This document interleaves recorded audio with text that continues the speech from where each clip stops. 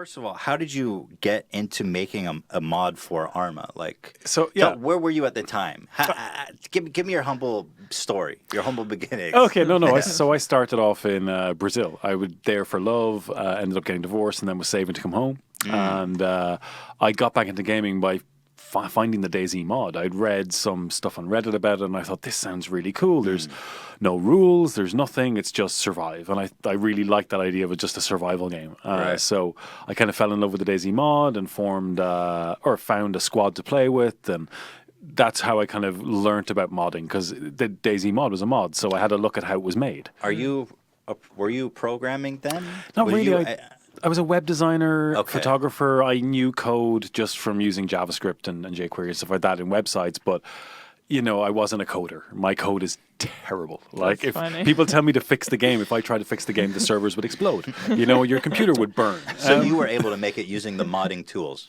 Well, yeah. So the code in Arma SQF is kind of like JavaScript. So it's kind of easy to understand. So I just looked at what other people had done and begged, borrowed, and stole code, and just like asked people like for help. And the community in Arma are really, really helpful about like helping you. So I created my own DayZ mod server for people to play on, messed with loot tables, just created more weapons, and we ended up creating something people called like the COD of DayZ, because it was just about the PvP. There was no real survival. It was just you died, didn't give a shit. Go and just keep going again, right? And again and again. And just it's all about the PvP. So after doing that for about 6 months, I kind of decided, listen, I wanted to make a mod. I'd seen what Brian Hicks and Jordan Taylor did with the Survivor games, this kind of streamer-centric competition. And I liked what they did, but I thought, okay, I want to play this. I'm a streamer and I can't. So let me see if I can make something. And I thought I could improve some things they were doing. And Battle Royale game mode was born on DayZ. I basically modded a mod. That's so crazy. Cool. It's incredible, and it's inspiring that you, without even being much of a background in game development. I didn't even play very many games. I mean, I wasn't a big gamer. You're not like a hardcore gamer. No, not at all. I don't like seeing some of the people I meet at conventions. I am in no way a gamer. Like that's so fascinating. Funny. I just don't know how. I wonder if that's why I actually really love the game PlayerUnknown. Like, I'm not a gamer at all. But from the first moment I saw Ethan play it, I was like so interested in it. Yeah. And I wonder if that's why like you're not a gamer necessarily, and you made a game that you wanted to play. Exactly.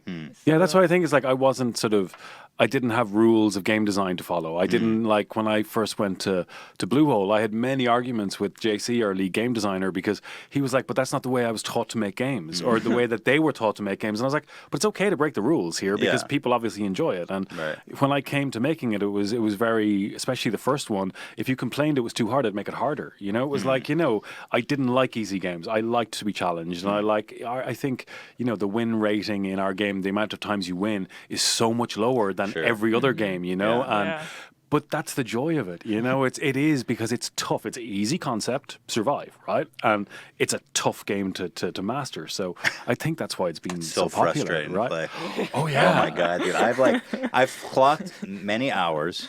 And my background is like I've played like 2,000 hours of Dota 2, and I've played like 1,000 hours plus of Counter Strike, and so I've experienced an FPS, and I get fucking murdered it's so in hard. PUBG, and I rage too.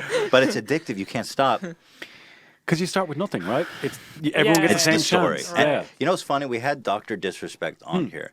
And he described it the best way I've heard anyone say. I'm like, why is this game so popular? And he says to me, it's the story, right? Every new game has a story, has a narrative, has an experience. It compresses that kind of DayZ like long story into like 30 minutes, and it's like, what did I get this round? Oh, I got the SKS. Yeah, interesting. And it just, I think it compresses that just unique story every time, and it's a simple game to learn. And it's got to be the popularity's got to be tied into the fact that it's such a watchable experience. It's by far the most streamed game. Oh yeah.